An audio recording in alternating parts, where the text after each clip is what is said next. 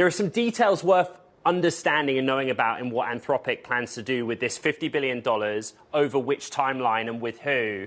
But there's also some consideration around how big this $50 billion is relative to the rest of the field.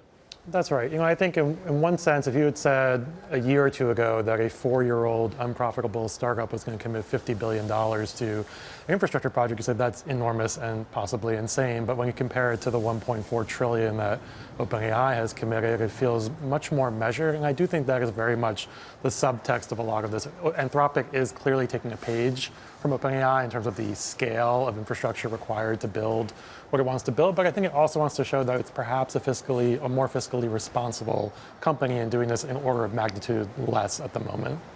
They've raised $13 billion recently. They're worth $183 billion, and they've had really good track record with business and enterprise sales, 300,000 business customers. But what's interesting is the business they're doing with other people. They're using a UK company to build out in the US, Seth. That's right. FluidStack is really not a household name here. It's part of that emerging sector of neoclouds, but not nearly as well known as CoreWeave or even Nebius. But, it's an up-and-coming company that we've previously reported is in talks for a large amount of funding, and it's been central to a French effort to build a supercomputer over there. But, again, more untested perhaps than some other partners you might announce here. It's one of the stories where it's what we do not know that's worth consideration. So they're not telling us, the total gigawatt figure for the footprint in the United States.